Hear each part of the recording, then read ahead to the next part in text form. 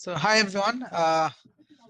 This is Upal Mahbub. I'm serving as the chair of IEEE Computer Society San Diego chapter, and I'd like you to welcome you all to the 12th talk of our invited seminar series.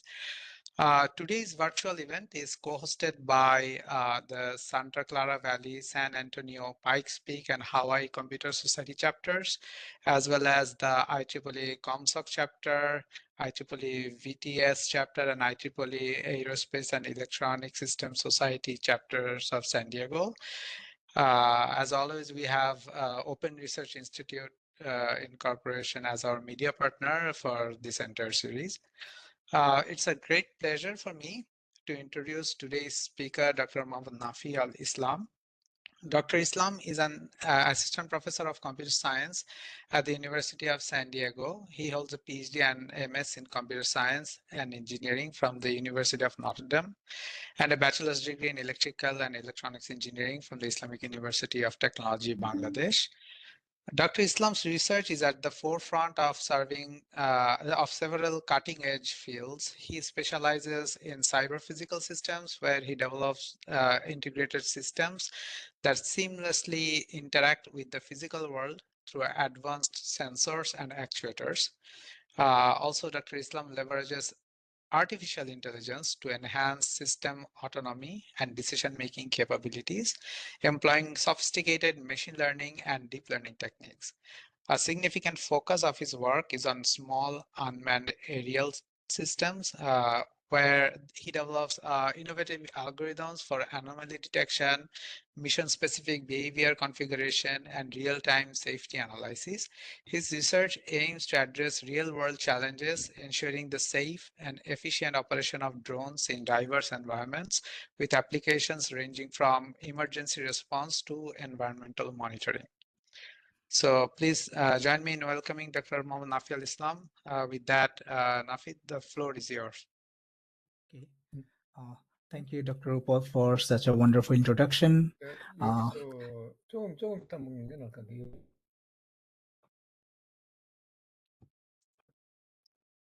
Okay.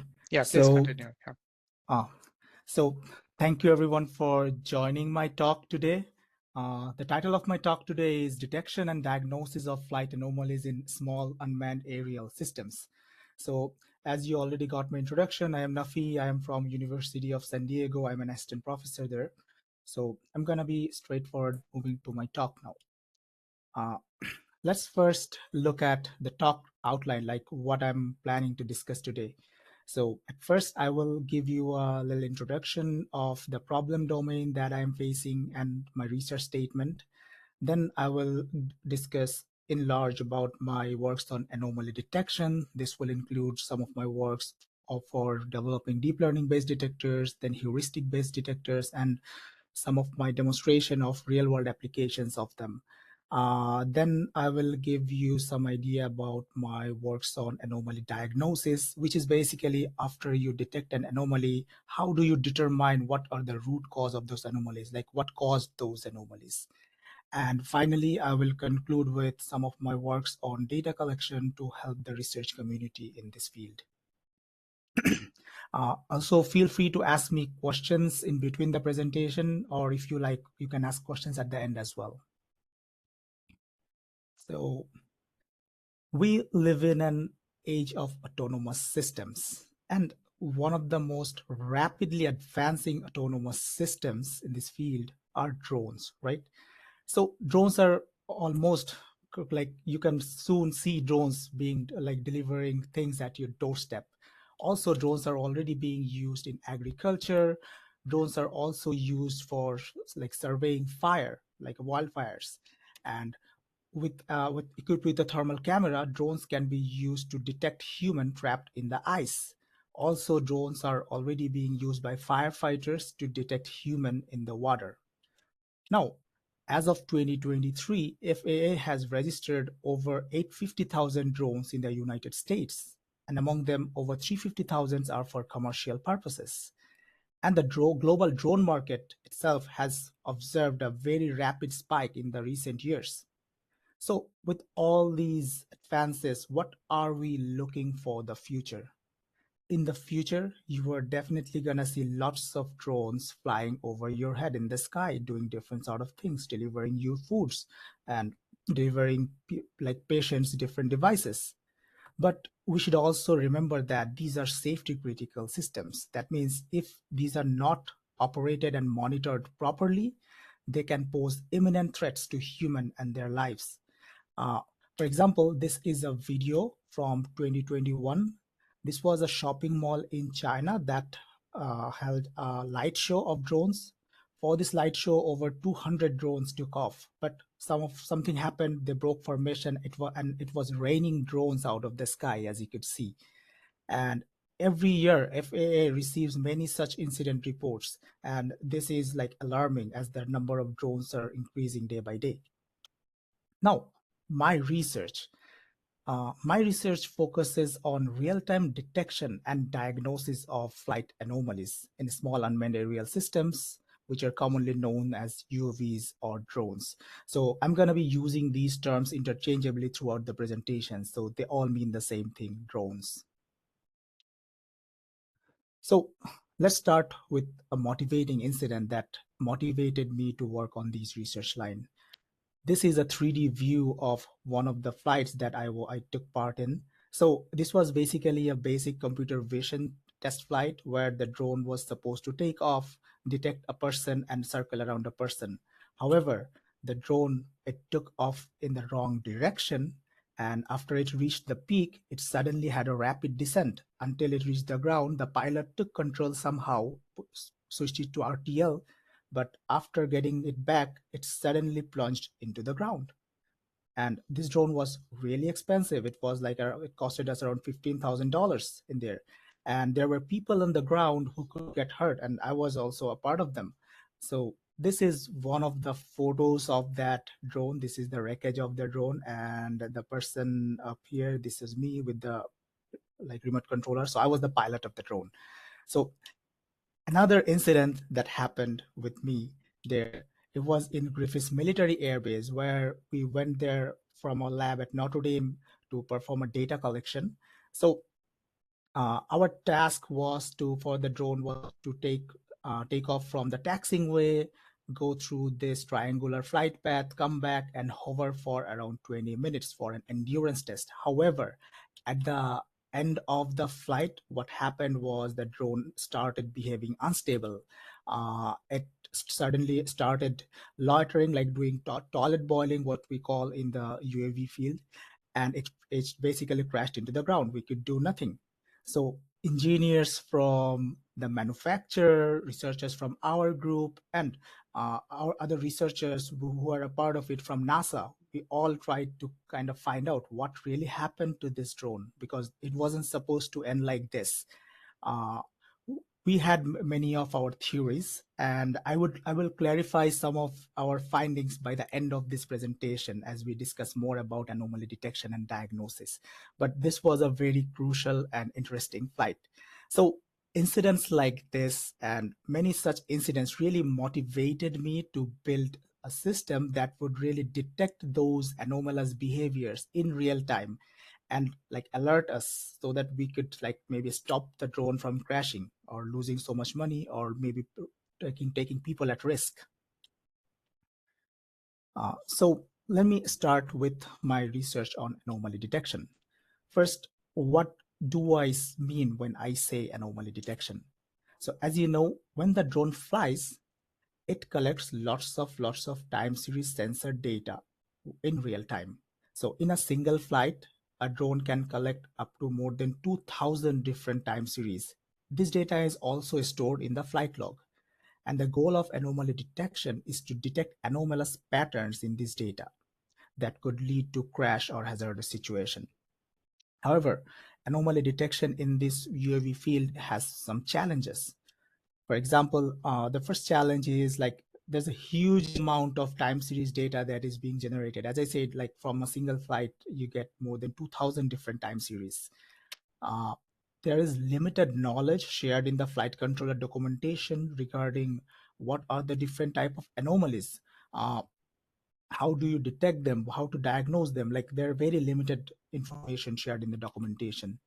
and there's a lack of data set that is annotated with different type of anomalies. And to be honest, sometimes to understand what is an anomaly and what is not is a bit confusing and fuzzy. And more importantly, the most valuable information about like the different type of anomalies and their root causes and everything, these are buried inside that discussion forum where many expert UAV pilots or people who have been in this field for a long time, they look at the log, they post things. But this is also a very noisy textual information, so getting information out of it is also a challenge. So as a solution to this, my first contribution in this field was RESAM. So RESAM, it is basically a requirement process that leverages multiple data sources such as domain experts, discussion forums, and product documentations in order to specify the functional requirements for building deep learning-based anomaly detectors. So I'm gonna show you in brief how we used RESAM to build deep learning-based LSTM autoencoders for anomaly detections here. So at first, we identified like what are the sources of information, which were like formal documentation and online discussion forums. And from those sources of information, we identified what are the common flight failures. And we identified several of them. For example, like mechanical failure, vibration, compass interference, power failure, GPS failures, etc. And for each of those identified failures, next we identified what are the time series that reflect that failure. For example, here for mechanical failure, these are the time series where you could look at and actually determine if there is a mechanical failure or not. And we did it for two of the most popular flight controllers, which are ArduPilot and PX4. Then using all the information, we specified the software requirements for building five deep learning based detectors for 5 different type of flight anomalies. And finally, we used the requirements to build LSTM autoencoders for detecting 3 of those anomalies, which are vibration anomaly, attitude anomaly, and interference anomaly. In order to do that, we use the data that we gathered from our own labs UAVs. In our lab, we have like many UAVs which actually contain logs from our past flights. We use those logs to train our autoencoders, and then we tested it on 46 publicly available forum flight logs. And we tested it against a simple rule-based method, and we found that like LSTM could outperform the rule-based method, which is pretty expected by a fair margin for all the different data attributes. So, which was pretty good. This was our initial work. However, we soon realized that if you want to completely rely on just deep learning-based detectors, heavyweight detectors, there are certain problems or certain considerations you need to take in mind. For example, this is one of the hexacopters that we use for real-world flight tests. It has got 2 computers in it. The first one is the flight control computer, which is MRO Control 0 F7. And this houses the flight controller software, which is PX4 Autopilot. Now, if you open this gap, there is another computer, this one, which we call the companion computer. For this drone, it was the NVIDIA Jetson Xavier NX. Now, all the intelligent stuffs like anomaly detectors, anything that you want to do, like make the drone autonomous or intelligent, you have to put this in this computer. So all the propellers, the entire drone, both the computers, everything is powered by these batteries. So that puts you in a power constraint. And this computer, apart from the data analytics tool, it also has to run our entire suite of onboard autopilot, all the necessary communication protocols that are needed, and sometimes other services like computer vision. So there is no guarantee that you will always have room for sophisticated deep learning approaches like all the time. So as a way around to that, in one of my future research, I came up with 7 different heuristic-based anomaly detectors, which are not as smart as like deep learning based, but they do the work. And the heuristics for these detectors, some of them we could find in the documentations, but most of them required very deep analysis of the forum cases and real world flight logs. Uh, After coming up with the detectors, anomaly detectors, the next task was to devise an architecture that could reliably get the data from the flight controller in the flight controller computer to our onboard companion computer where our anomaly detectors are. So we came up with this architecture. So you could see on the left hand side, this block, this is the flight control computer, which is the MRO control 0F7. It has the PX4 flight controller. So it publishes all the flight data in real time as UARB topics. UARB is basically a pub/sub method, like publish subscribe method. So this side, this PX4, it also has a Mavlink interface that basically translates this data to a Mavlink messages, Mavlink protocol, so which is a very common protocol used for many applications. So on this side, we have, on the companion computer side, we have MavROS that basically translates the Mavlink messages into ROS messages and publishes as ROS topics. And my anomaly detectors, they basically subscribe to the ROS topics. That is how the anomaly detectors get the data in real time. So after designing the anomaly detectors, then the architecture, integrating in them on real world drone, the next task was to test those on real world flights. Before going on any real world flight tests, we always used to test in simulator. And for that, we used a very high fidelity simulator, which is the Gazebo simulator. So this is a video of real time anomaly detection in Gazebo. So what we did here was we used fake wind gusts to create attitude anomaly and have the attitude anomaly detector detect them in real time. So this video is a demonstration or screenshot of that test. So after the simulation, then we move forward to the field tests. And when we go to the field test for each of our 7 anomaly detectors, we decided a very definitive passing criteria, like what condition will let the test pass. For example, this RC output anomaly, this had 2 conditions to pass.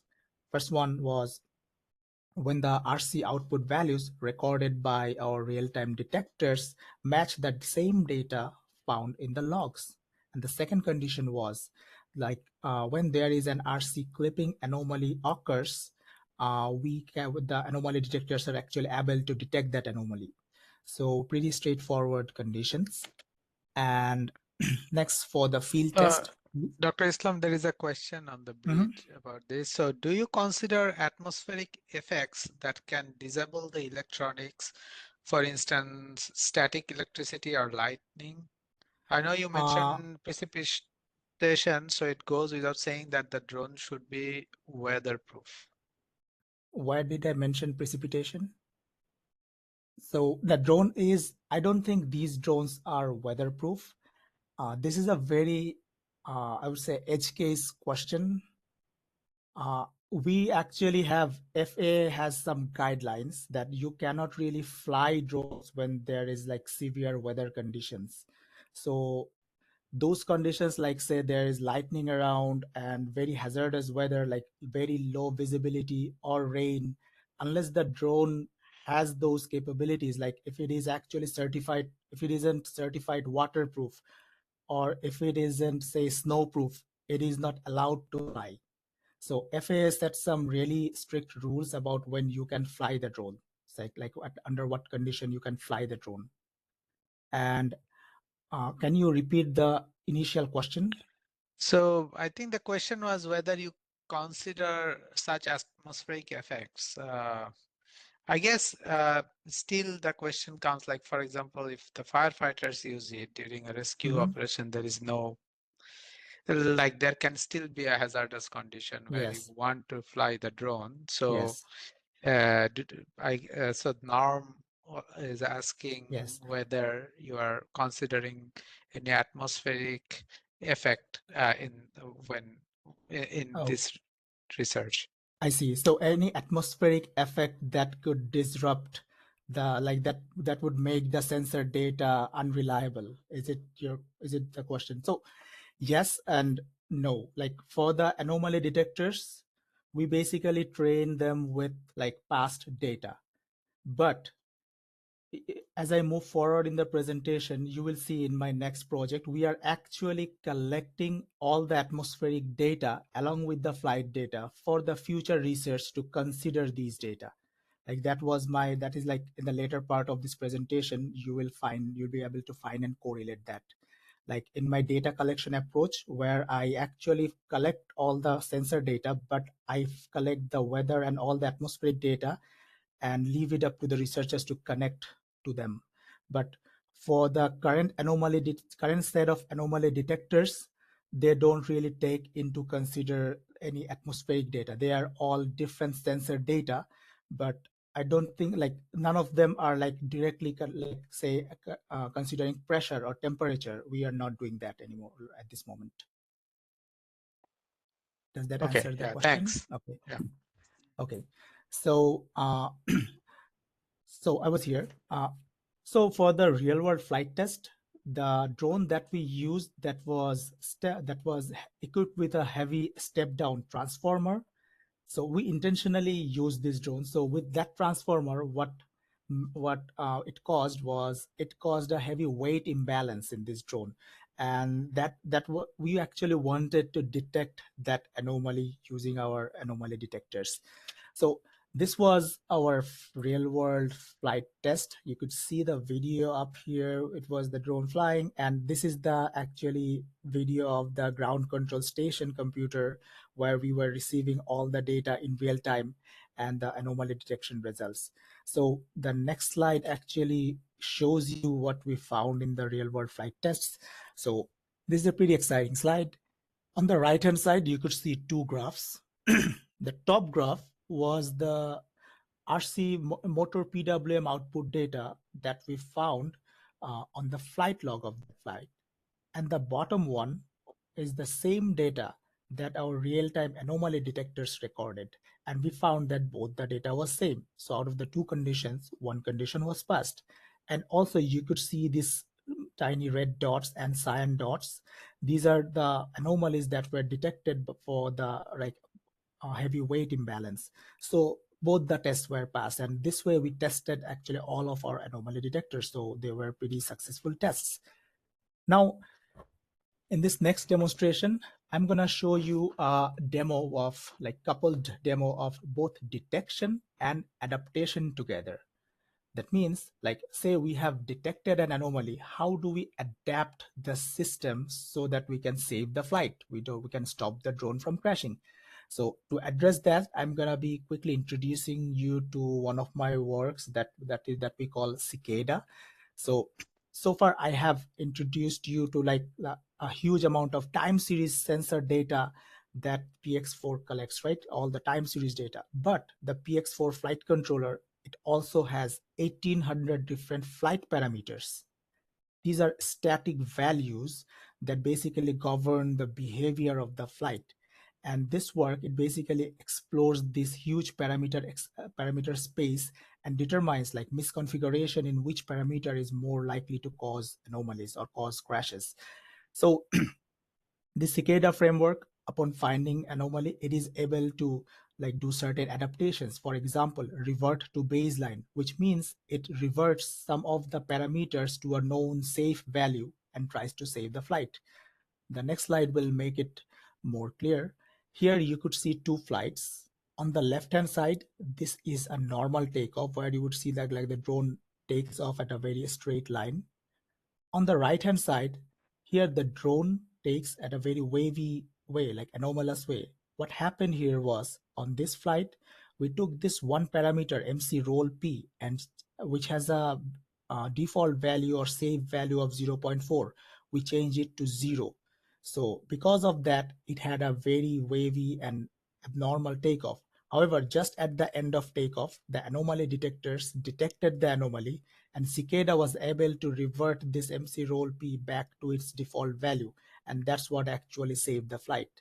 So actually, we simulated this flight before as well, going to the field, but if you leave this like to zero, the entire flight becomes like very like bizarre.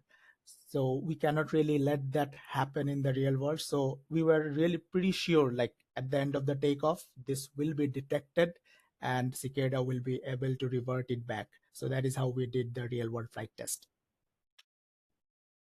Next, I will share some of my works on resource optimization for real-time analytics, because I already said that we are working on a resource constrained environment. So Just a quick question. mhm, So is mhm. Cicada like an ML? Like, what sort of method is that? Is it deep learning Uh, based or? no, I think this is not deep learning based. This method is actually more of a, I would say, statistical method. They use because this is like one of my collaborative works. My part was more of the detection, and my colleague did the adaptation part, Cicada.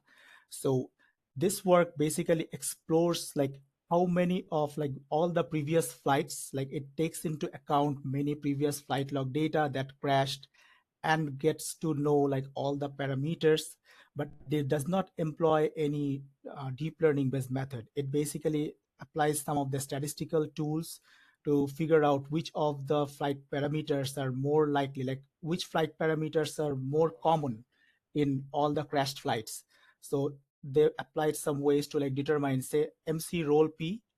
This one, we determine that this is a common misconfiguration in many crashed flights. So that is how it comes up with more likelihood of what are the more common parameters that are involved in many of the crashed flights. And yeah, to answer your question, no, it doesn't use any deep learning in Okay, this so case. it sounds like there is a template Yes, so for there the actually, parameters that say like yes, this is a regular value, and then if you see some deviation too much, yes. then you So can revert it back. that's a nice question. So PX4 has a template of very default parameters, but when you Mhm. tune a drone, say for a similar type of frame, each of these parameters change. So Okay. Oh, 0.4, for example, in here is not the best value for this drone, but this is a default value. Say it is tuned and you take it to 0.45. That is the best suited value for this drone. But when it is crashing, we found that if you really see the high deviation from the default of this value, and if you take it back to 0.4, this can often save the crash. At least it's not the best okay. tuned, but it saved the crash. So that Okay, is the I main see. concept of it. It takes it back to this known default value, which may not be the tuned value. Okay, yeah, got it. Thanks. Okay. Mm. So as we went forward, did more research on this field, we came up with many other different types of anomalies that can be detected, and the count was for currently as much as 18. And to be honest, to look at this all 18 type of anomalies in real time, you need to be looking at like somewhere around 60 different time series in real time. And these in this flight controller, the data rate is really high. So you need to be dealing with a lot of data in real time. So as we are dealing with a very resource constrained space, what we needed was a lightweight approach that can run in the background all the time, that can trigger us of any anomalous behavior, so that we can turn on more refined anomaly detectors. But we don't run those heavyweight things all the time. So this brings me to the concept of canaries. If you know about them, so historically canaries were used by coal miners. So when they used to go inside the coal mines, what happened was they used to take canaries. So if there is any toxic gas leak, canaries used to detect those gas leak much before the human, so that they alert the human evacuate the mines.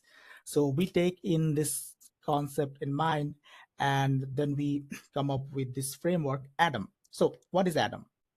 Adam is an adaptive drone anomaly monitor. What it does, Adam avoids the requirement to run all the detectors all the time. So instead of running all those 18 detectors all the time, what Adam does is it employs a set of lightweight detectors that we call our canaries. So when canaries give us any like alert, then we turn on additional detectors based on a hierarchical tree, which we call activation sequence tree. So the what happens here, like every node in this tree is an anomaly detector, and anomalies detected by any parent node, it turns on all its child node. So the key concept or the key advantage of using Adam is that in most of the flights, you just end up running this canary node. Like in most of the flights, there are no anomalies. So you just end up running these lightweight canaries. You don't need to keep running all the detectors for checking for anomalies all the time when the drone flies. Uh, And can, this uh, can I ask a quick question yeah, just sure. on the with anomaly detection and Mm-hmm. having these 800 or 1800 time series? Mm-hmm. It doesn't seem like you have all that much data where drones crash. So, like even these lightweight anomaly detectors, are they based on like single or a couple examples of crash? How do you get like enough Okay. statistical evidence to know it's an anomaly?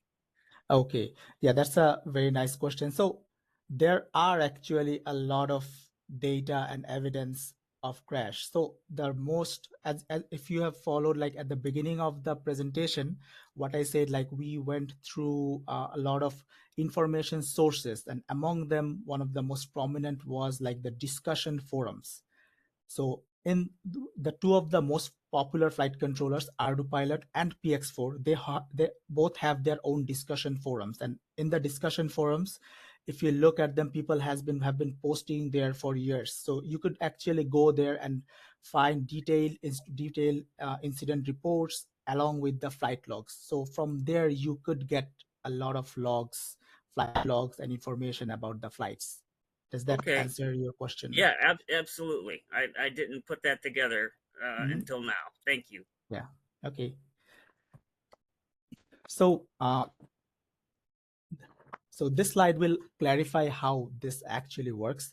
So this is our activation sequence tree.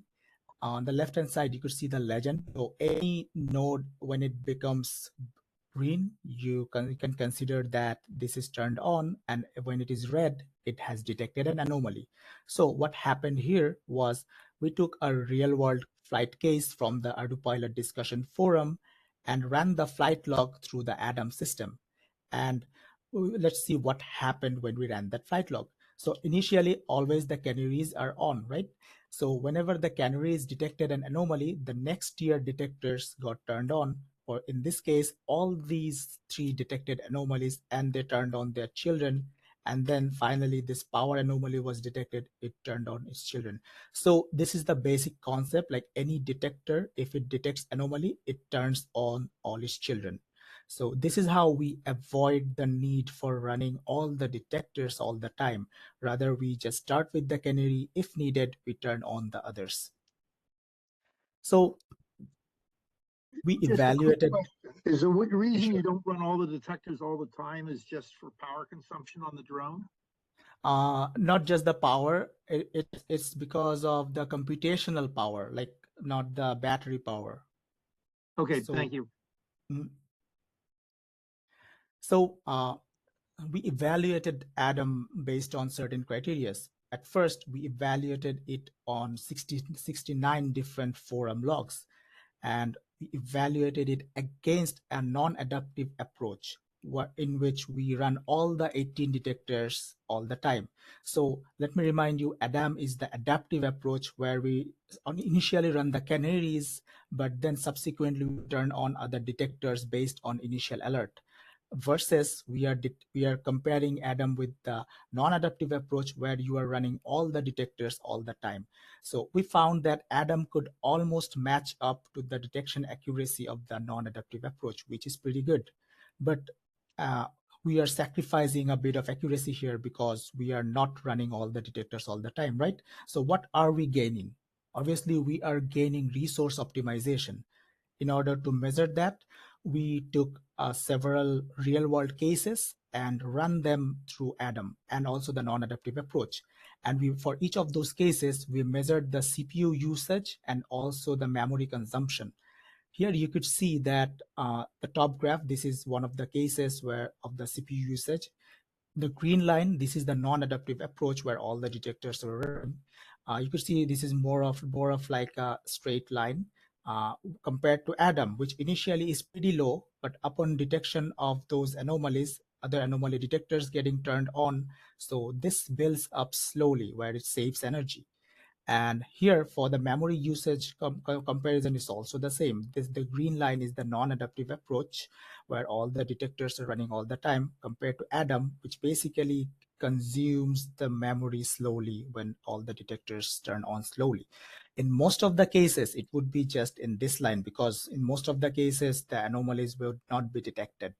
So what we found that Adam could actually reduce resource consumptions by up to 65%, which is pretty good. Also, we integrated this system with our simulation platform and tested its functionality with drones. And finally, we integrated it with real-world drones and performed a bunch of lab tests to test its functionality. So on the lab, we actually, the time we were testing it with real drones, it was December at Indiana. So we couldn't really go out to do actual field, but we did a lot of tests on bench tests that we call in our lab. There, what we did was we turned on the drone, turned on Adam in it, and we actually rotated it by certain degrees, which actually caused some anomalies, which triggered the canaries. So that is what we wanted to test. So that test was passed. Now, that brings me to my work on anomaly diagnosis. So far we learned about how we did our research on detecting anomalies. Now let's see how we can diagnose the root cause of the problem. Let's see, what do I mean by diagnosis? So as the drone flies, it collects lots of time series data, and each of these data time series can be mapped to a failure. For example, this can be reflecting vibration, then roll, battery, GPS, EKF. Now, we call anomalies detected in each of these data, time series data, as symptoms. For example, in this case, there are 3 symptoms: vibration, GPS, and EKF. Now, the goal of diagnosis is that based on this combination of symptoms, can we determine the high-level root cause of the problem? Like, what caused this anomaly? What was the high-level root cause? That can be maybe hardware issue or tuning issue. So in order to achieve that, first, we identified, like from the discussion forums and other information sources, what are like different types of common symptoms and root causes. And from that, we devised a list of query terms or search terms for each of those symptoms and root causes. Then we used these query terms to search over a huge textual data set downloaded from the discussion forum to kind of come up with a data that correlates, like what are the symptoms and root causes that occurs together. And then we used this information and applied association rule mining on it that basically gave us association rules. So if you're familiar with association rule mining, this is basically similar to the principle of market basket analysis, where you see, like, if somebody buys milk and diaper, it recommends them beer. Or if you are shopping on Amazon, based on your past shopping list, it can recommend you like something new to buy. So association rule mining uses that same principle. So here, these rules, it basically when our anomaly detectors detect some anomalous patterns, we go to these rules. It basically recommends us what can be the possible root cause of the problem. This is the task of the entire tool. And then again, we evaluated it on unseen forum data. And what we did was, for each of the forum thread, we gathered the symptoms. We sent it through our diagnosis tool, which provided us with recommended root cause. Then we matched those recommended root cause against the root cause that was actually diagnosed by the experts in the forum. So that was our evaluation standard there. So in order to visualize our evaluation, we used hit ratio graphs. What is a hit ratio graph if you don't know about it? So in a hit ratio graph, on the x-axis, we have the number of recommendations, and on the y-axis, it means the percentage of forum threads that were diagnosed properly within that number of recommendations. For example, here, 4 and 95%, that means within first four recommendation, almost 95% of the cases were diagnosed properly. So also we divided our evaluation into two cases based on the way we get the symptoms. In this case one, we consider the problem description and anomaly detection on the flight log both for generating the symptoms. So the problem description, it is like when somebody posts on the forum, that person also writes a description of the problem, right? So we consider that text, plus we run the flight log through our anomaly detection to generate the symptoms. Whereas on the second case, we disregard that first problem description. We just use the anomaly detection on the flight log to generate the symptoms. In our best cases, we found that our recommendation tool can get 90%, at least over 90% of the cases right within the first four recommendation, which is, I would say, pretty decent. Also, another finding from this was you could see like within both these graphs, there is like not much difference. Like these are like almost similar. Like within 4, it hit somewhere 90%. This one hit 92.3%. So another finding was that not in all the cases the problem statement by the pilot was really helpful, because most of the cases the pilot who is posting, they do not actually know many of the information that is very helpful.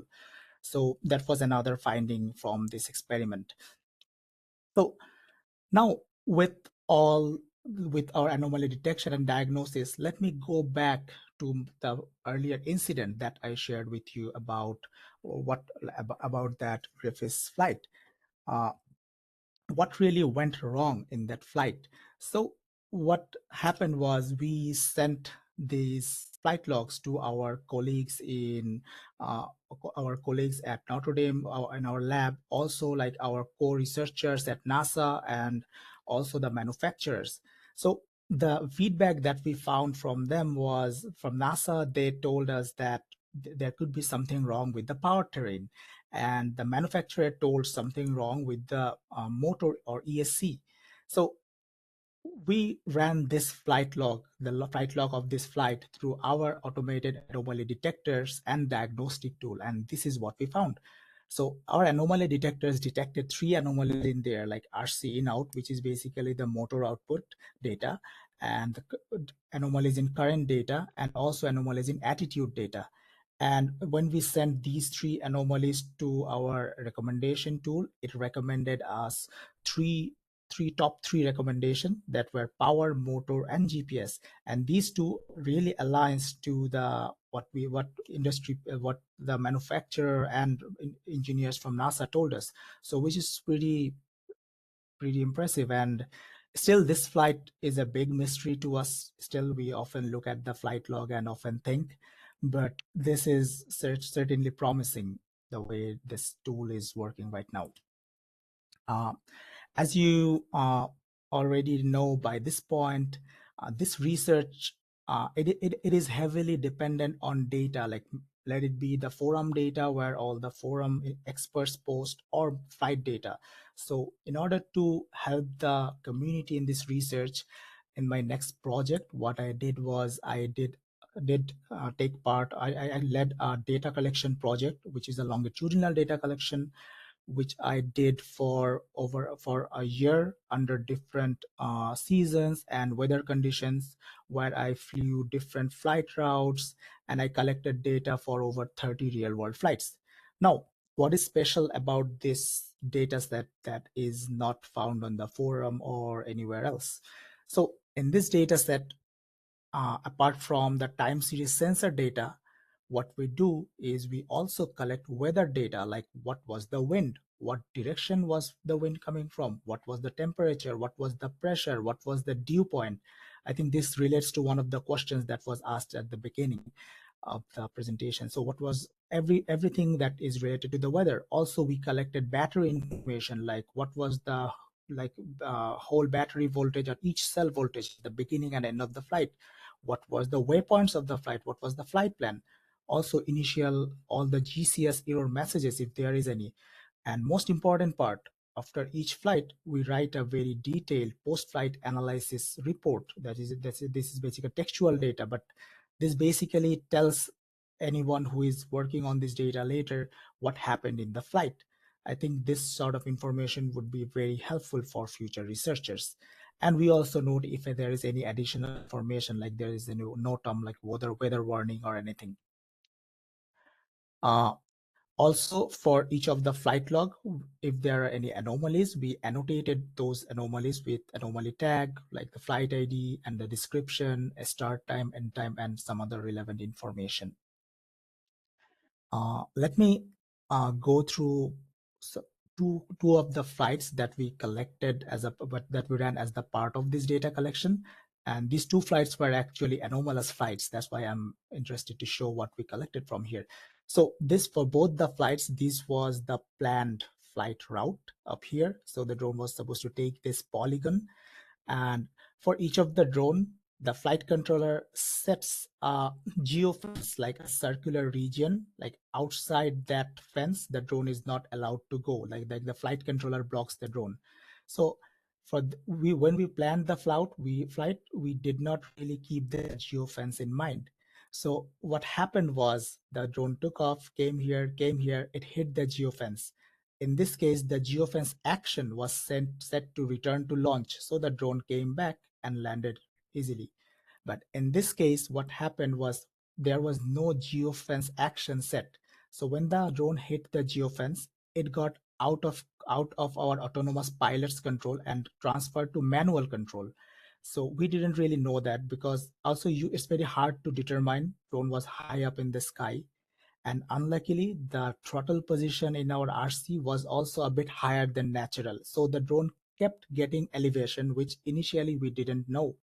And after getting certain height and with the wind, the drone actually drifted way north and past our flight field and everything. And then we realized and we got the drone home.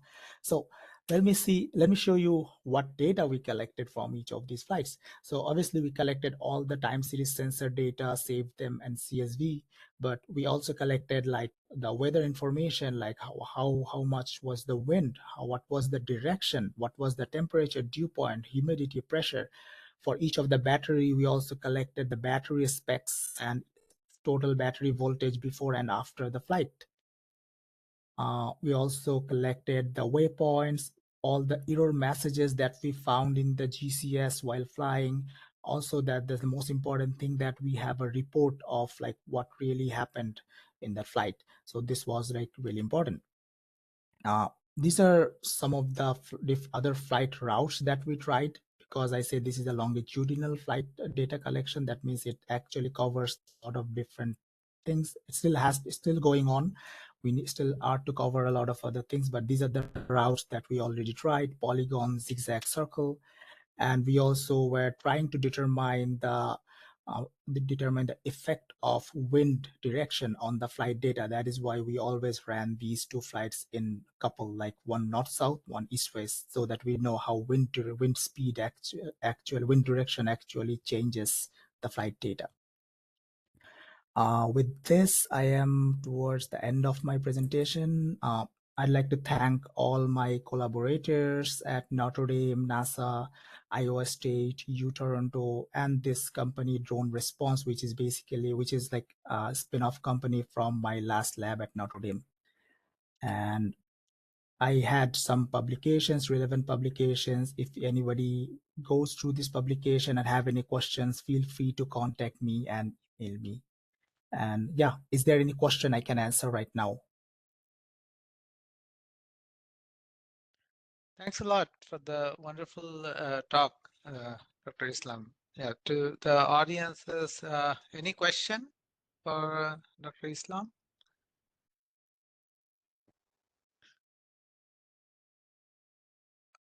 There's a question on the chat. So, okay, Abby said, great presentation. Yeah, of course. And Valerie said, did you already discuss the statistical measure you use to assess these models' performance, like AUC, accuracy, sensitivity, and or specificity? For the first deep learning based methods that we use, like in the beginning of the presentation, the LSTM versus rule based, yes, I discussed that we use like F1 score as a measure. And for the later part, when I calculated the, when I discussed about the atom, then also like, I guess I discussed like how we evaluated them. So do you have, like, do you still want me to discuss anything like? Yeah, I mean, Valerie, if you have further question, please unmute. You can directly ask. I do have one question. So all these drones, I mean, the different manufacturer manufactures different type of drones, right? So Yes. would the same anomaly detector fit all, or do you need a No. calibration step to So fit it to do? yes. So no, not all the anomaly detect, like these anomaly detectors are specifically we use, like when you say drones in this forum, like uh on the large scale, you could categorize them like VTOLs, fixed wings, and on the small scale, there could be like quads, hexa, and even with quads and hexa, there could be like they're from different frames and different other brands. So in general, most of the anomaly detectors, like we target like fixed wings, like hexcopters, quadcopters, and some of like all those thresholds, most of them are actually fitting for any of the fixed wings. Like, but we don't really consider, like you say, like VTOLs or other drones. Like we are not actually expanding to them, but our anomaly detectors, they fit this small classification. For example, say an attitude anomaly detector. What attitude anomaly detector does is, say this is a drone.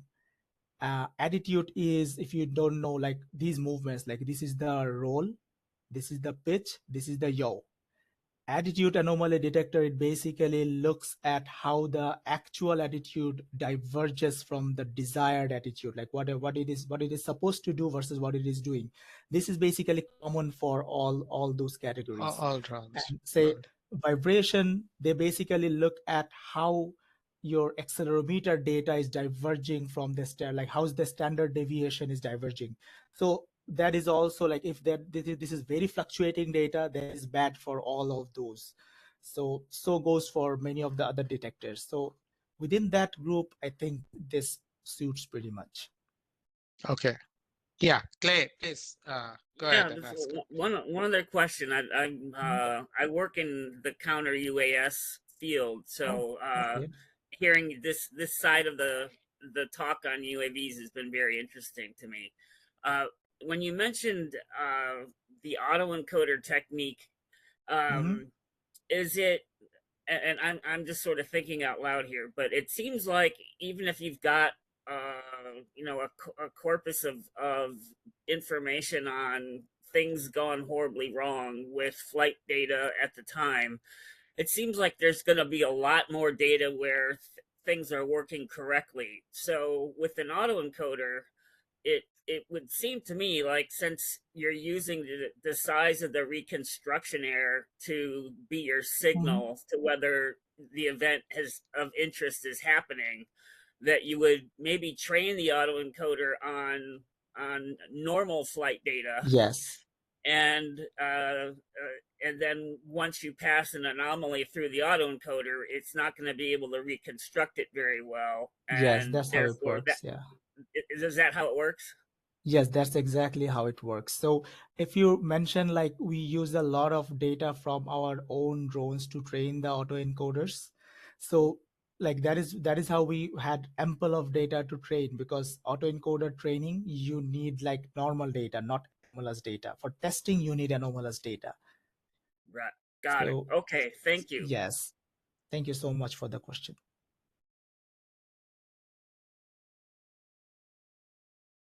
Awesome. Any other question from the like chat or? Okay. Yeah, I think we are nearing the end time anyway. So yeah, with that, I think oh yeah, Adam, yes, we will post the recording. I just shared the link to the YouTube channel where we are posting all of our 2024 invited talk videos. So we will also post it there. Yeah. Okay, so with that, I think we can conclude the meeting. Thanks a lot, Dr. Islam. It was a very interesting talk. I think we all learned quite a bit. And yeah, have a good rest of your day. And Thank you thanks so much everyone for for joining. inviting me. No, it was a great talk. Good job. Thank you. Thank you. Bye. Thank you guys so much. Thank you. Yeah, bye.